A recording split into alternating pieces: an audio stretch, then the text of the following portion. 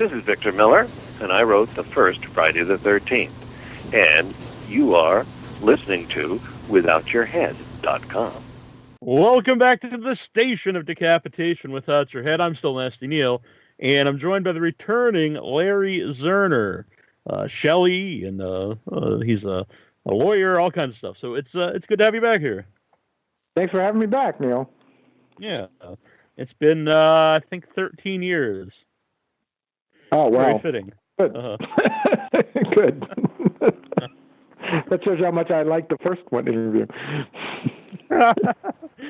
I'll not go back for 13 years. But so I came up recently. A lot of people were attacking Victor Miller over some stuff that was going on, and Right. I didn't exactly understand it. And but I was typically trying to take Victor's side because I was thinking, the side of the artist. And then you put it out on Twitter, a very, very well written thing, and explained it all. But for people who haven't read Twitter, could you explain what's going on? Okay, I will try and give a condensed version of what's going on. Okay, so basically, I'm a copyright lawyer, so this is sort of my specialty. So under the Copyright Act, there's a provision that says that if someone has transferred their copyright, then after 35 years, they can terminate that transfer by sending a notice to the person they gave the rights to. And the purpose of that was to allow artists like screenwriters and musicians who sold their music or sold their script very cheaply, when they were young, to basically, if the thing still had value, to go back and make a new deal. So that is what happened in Victor's case, and under the rule, you have to send a notice 2 years before the termination is going to take place, and the termination can take place anytime after 35 years has passed. So Victor sent a notice 2 years ago in June of 2016, that said to Sean and said, I'm terminating my rights under the Copyright Act. And the way that works is that even if he gets the termination only affects the U.S. rights. It doesn't affect rights outside of the U.S. So even if he gets back the rights, he only gets back U.S. rights, and that doesn't really help him in making a movie because no one's going to make a movie or make anything just in the U.S. And same with Sean, he can't do something just outside the U.S. So basically, there's a 2-year period where the parties, and what happens most of the time is the parties will meet and make a deal on how they will split revenue going ahead in the future. But instead of doing that, Sean sued Victor, and he said, the contract that you signed doesn't allow for terminations because there's an exception to the rule allowing terminations, which is that if the work was a work for hire, then it is not subject to termination. And Sean said this was a work for hire, and therefore you can't terminate. And Victor said, no, this wasn't a work for hire. I already had the script. I was working on the script before I made this deal, and so there's a lawsuit going on.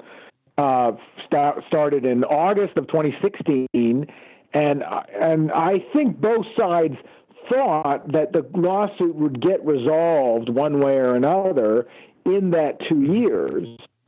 And last October, in October of 2017, both parties, well, let's say back in July of 2017, both parties filed motions for summary judgment, which basically were motions to the judge that said, look, these are the facts of the case. You should rule for me. Both sides said that. They filed competing motions. The motions were heard. There was a hearing in October. And since then, nothing. And now normally a judge will rule in a few weeks, maybe a few months in an outside case. It has now been 9 months without a ruling from this judge, and that's very unusual. And I don't think either side thought that would happen. So the what would have happened? And in my opinion, both sides are going to lose their motions. The judge is going to say, I can't rule on summary judgment because I think there are facts that are in dispute, and if there are facts in dispute, then the judge cannot rule. He has to send it to a jury, and that's what I think will happen. So basically, we don't know yet, and so even if they had done the summary judgment motion and the court had issued and denied it, there would have been a trial probably in the spring of 2018. They still would have had some, it would have been done, or at least maybe they've been on appeal, but they would have had at least a jury verdict, which would have allowed one side or the other to know, who had the stronger position. But neither side knows, and so June came along, the 2 years, and so the termination went into effect, and as a result, the people who did the game could no longer add new material to the game because they don't have a deal with Victor. And a lot of people said, well, why can't they just make a deal with Victor? And the answer is they can't make a deal with Victor because they don't know if they have to pay him or not, because they don't know who's going to win the lawsuit. So they're kind of stuck. And as a result, no more game content. And it looks like no more game content ever because the guys have said, well, look, we can't, the guys at Gunn are the producers, but they've hired Elphonic to make the content, and they can't keep those guys on retainer waiting for another year or so before this thing gets done. So that's sadly the result. But it's not Victor's fault. Yeah. Victor is doing what the Copyright Act allows him to do. When did that Copyright Act start? When did the rule that allowed the termination after 35 years was in the Copyright Act of 1976, which actually went into effect in 1978, and so it was that didn't it didn't apply to works until 35 years after 1978, which would be 2013. So until 2013, it didn't happen. And just for copyright geeks out there, for works that are prior to 1978, it's 56 years. So it's a different calculation. So you're still looking at, you're still looking at stuff from 1962. Those people can terminate now. In fact, Paul McCartney has been sending out notices that he's terminating his licenses for his songs, the Beatles songs, which started in the 60s. So. Yeah. And Stephen King's getting a lot of his work back. A lot of his. Stephen King has filed termination for any of his books that he sent to movies that he sent movies rights to. He's been getting the rights back, and that is probably why you get something like Castle Rock, the new TV show, because he can go back, get those rights, and license it out to do things like the TV show. Yeah. Now, I had a question. Did you become a copyright lawyer for a specific reason? Did you have an incident, or was it just something you were interested in? When I went to law school, I wanted to do stuff in the entertainment field, because I was an actor, and that was my interest, and so that was always what I gravitated toward, and I really like being an entertainment lawyer, and I represent a bunch of people in the horror world, and it's great fun. So, now, do you know both Victor and Sean well? I do not know them well. I've met them both, but that's it. Yeah. So I don't know if it's something you'd even want to say, like who you think whose side you would take, I guess, is the question. But I don't know if that would be something. I have an opinion on who has the better case as a copyright lawyer, but I'm keeping it to myself simply because people have been slamming one side or the other, and I'm just not I don't want people tweeting Victor or Sean going, "They said you should lose." Right. But I think it's important though that people, fans of the game or the movie or anything, shouldn't be, really villainizing Victor, because when I first heard about it was I was putting up all my old interviews on YouTube, and all of a sudden there was all this like hate on the Victor Miller YouTube interview, and I was like, what's going on here? And then that's when I looked into it. Right. People who are slamming Victor. Right. You should know it's not Victor didn't do anything wrong. Mm-hmm. Mostly, the biggest problem is that the judge hasn't ruled. I mean that the judge has taken this long to rule. Otherwise, it probably would have been resolved prior to termination, so we wouldn't have stopped it. Yeah, is that unusual for the judge to take so long? I've never. Now I'm in Los Angeles, so we have different judges, but in this case, it's pending in Connecticut, and I don't know what it's like in Connecticut, but I've never had anything go 9 months without a ruling. Yeah. It's too bad for everyone involved, because so many people were involved in the game, did it really almost out of just love for the franchise. You were involved in the making game at some level, I believe. Well, I'm in the game. I'm a character in the game, and I got to go in and do my voice. And I know all the guys at Gunn, and they're great. Yeah. Did you ever think that you'd, so many years after the Friday 13th Part 3, that you'd be doing like the Shelly voice for a video game? No, I mean, I remember when, I had the Nintendo Jason game, and I was always like, where's the Shelly? And there's no Shelly in there. I was like, oh, I wish I was a character in that, that horrible Friday 13th game, and I was so excited to be put into to be a video game character. It's so like bucket list. Like you couldn't even put it on your bucket list because it's like, who can say that, right? Who can do that? I'm going to be a video game character. It's crazy. Yeah. Did you play the game? Are you a player of the game? Of course, yeah. Mm-hmm. I backed it on Kickstarter before I knew anything. I backed it on Kickstarter, and paid for the game. So but I'm really fortunate because actually me and Tom Matthews are the only actors who got to go back and do our voices. Mm-hmm. Yeah, and you'll both be at Mad Monster Party coming up this weekend in Arizona. And we'll both be at Mad Monster this weekend at the Weekapaw Resort in beautiful Scottsdale, Arizona. Mm-hmm. Now, I saw there's a game and Kane will be there too, doing.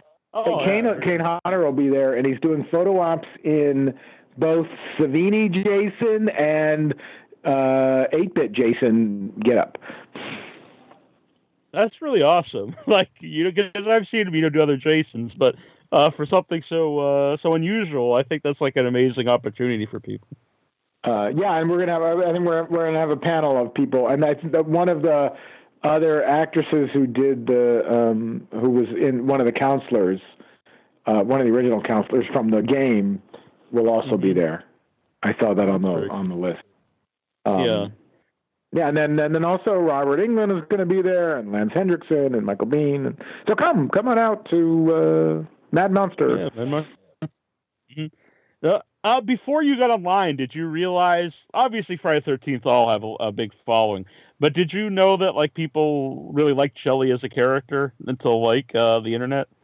Yeah, well, yeah. I mean, I knew that there were fans. I mean, I would get fan mail over the years. People would send me letters, and I know Shelly has he's an important part of the franchise because it's his mask and he's he's a memorable character because he stands out. He's not the bland, hunky, good-looking guy. He's funky looking and he does stuff.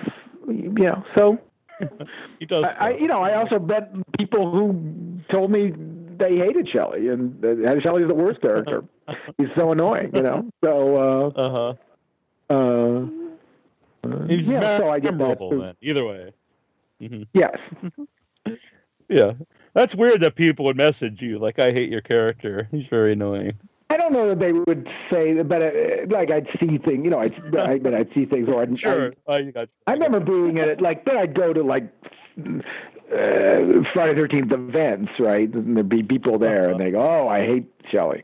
You know, I don't take it personally. Shelly is can be annoying, and I get that. Yeah. So, Death House. I mean, he annoys people. The question is, do you like that or not? Right. Yeah. I totally get that because I'm the same way. A lot of people are annoyed by me. So, Death House, you play Shelly the prop man. How did it come about for you to be part of Death House? I'm friends with Buzz Wallach and Felissa Rose, who were helping produce the movie, and they asked me to come in and basically they just sort of wrote that thing for me. It wasn't in the script. They just sort of said, "Okay, we're going to do this thing," and I show up in a mid-credits sequence. It's really a cameo. Oh, okay, that's cool though. So, did you know Gunnar Hansen at all from like the conventions? Were you friends with him? I don't think I ever met Gunnar. No, I didn't know him. Have you seen the finished movie? I did.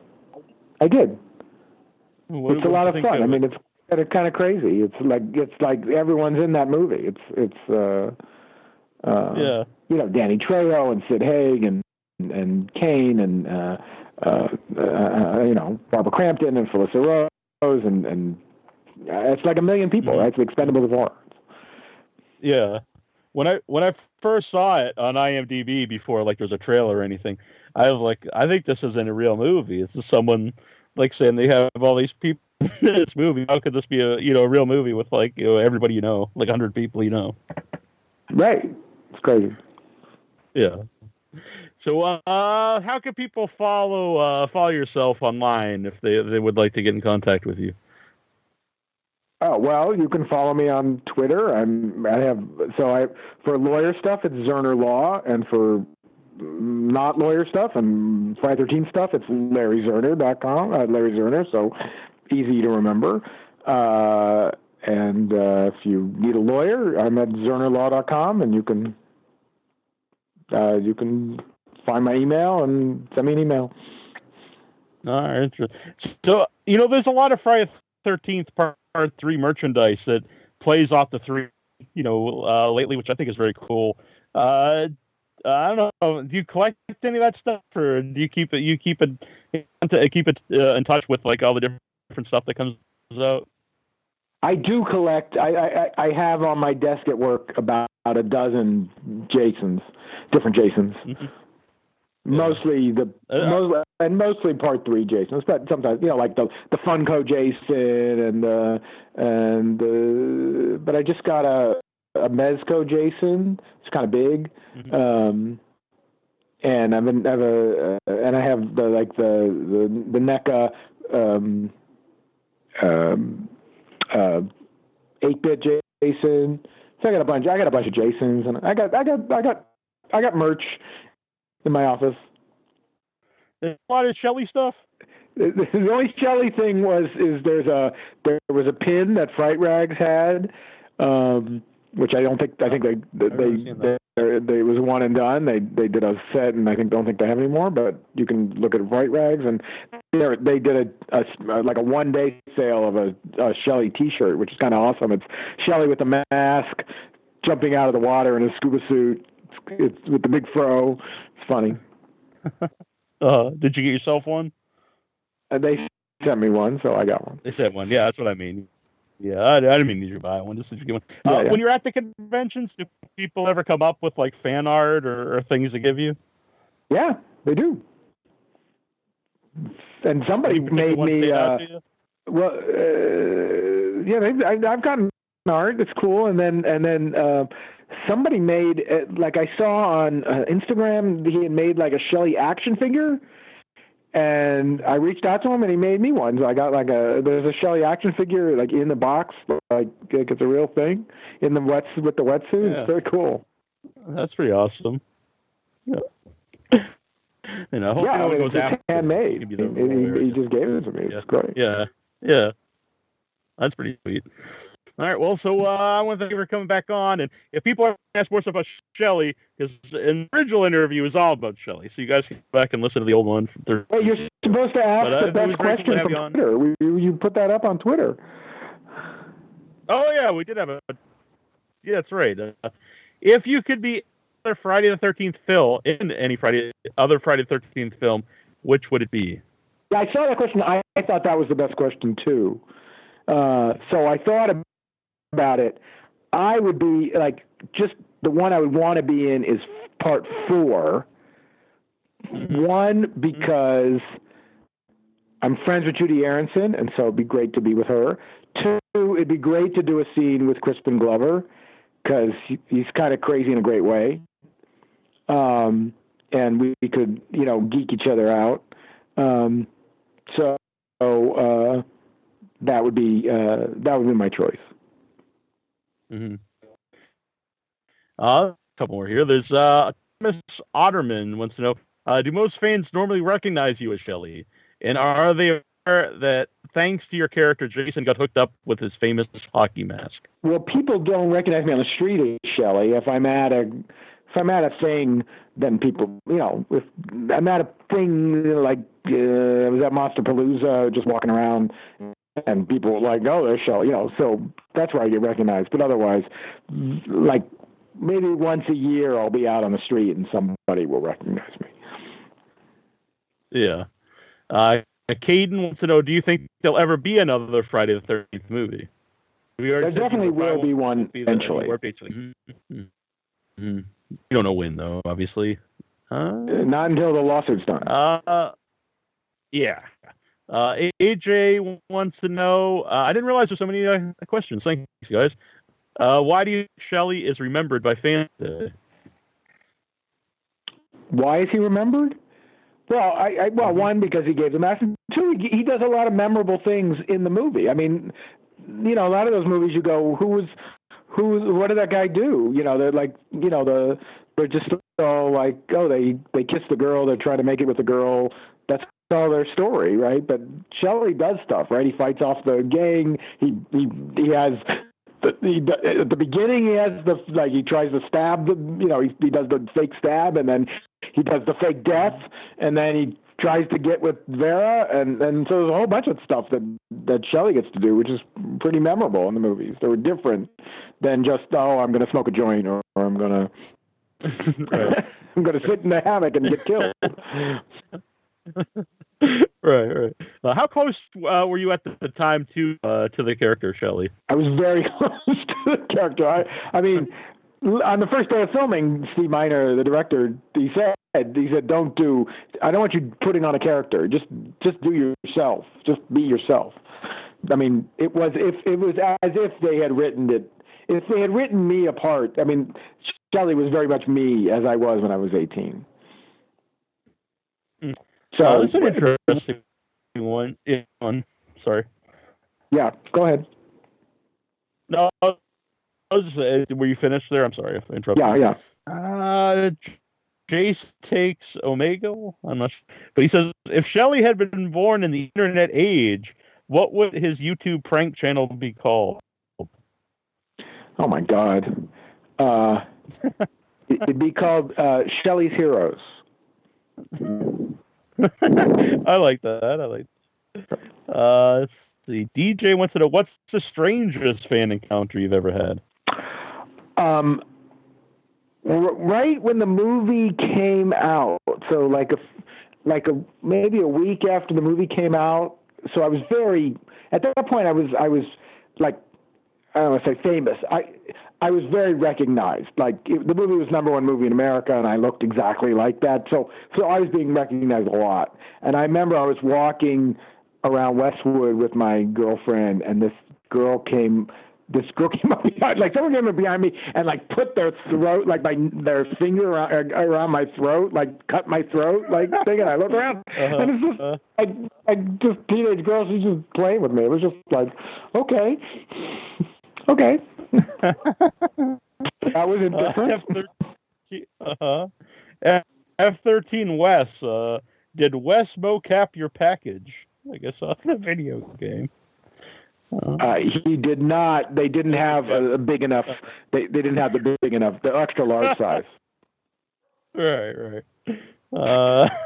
Ronan wants to know: was there a time when you wished that you played the part of a killer in a horror movie? I would love to play a killer in a horror movie. That sounds like fun. Mm-hmm. Along those lines, do you get offered a lot, like when you go to the conventions, like independent directors wanting to put you in movies? Well, people sometimes say that, but it's like I'm in the Screen Actors Guild, and it's like sometimes they're doing movies that aren't union, and it's I'm not really interested in that. But I've done, besides Death House, I did 2 other movies in the past year. I'm in a Christmas horror anthology called All the Creatures Were Stirring, directed by David and Rebecca McKendry. Rebecca's on the Shockwaves pod. And that'll be out this fall, or probably November, right, for Christmas. And then I just did a part in Dan Farron's movie, The Haunting of Nicole Brown Simpson, also with Tracy Savage. And I play the neighbor, dog-walking neighbor who finds the dead body. Oh, very cool. That's an amazing name. So I'm looking forward to those. Horror Movie Review 73. Should Jason be thanking Shelly for making him the horror icon he is today? Absolutely. He should split half of his merch royalties with me. I think this one you might have covered. Victor, if Victor can go in front of the judge and sign a waiver that would allow, it's about the Friday the 13th game. Yeah. Well, I'll ask it. If Victor Miller could go in front of the judge and sign a waiver that would allow the Friday the 13th game to continue to get content, but the licensing fee from every sale gets put into a trust controlled by the court until it is and the case is made. It's not that Victor would have to go in front of a judge. It's that Victor and Sean would have to agree that gets done, and they don't seem to be agreeing on anything. Mm-hmm. GU, if the whole action was taken in by opposing legal teams during your confrontation with the biker in part 3, would you have been worse off from a legal perspective? What? The question. I'm not sure, but I just like that it brought up the biker in part 3. If the bikers had lawyers, I'd still beat them. Exactly. And my personal favorite here, now I've read all these questions, is from this guy on Twitter named Larry, and he wants to know, why did you agree to be on this podcast? Yeah, that was my question. That's usually what everyone asks right at the end. Like, why did I come on here? So thank you, though. It's very cool. And we'll do it again before 13 years, hopefully. Okay. All right. Or every 13 years. I don't know. Maybe that's what. Okay. Well, I'll put it on the calendar for 2031. Well, look at it right now. All right. Thanks, man. I really appreciate it. All right. Thanks, Neal. Thanks. Okay. Bye. See ya. Bye. This is Betsy Palmer, and I'm not sorry that I lost my head. It's been worth every moment of it.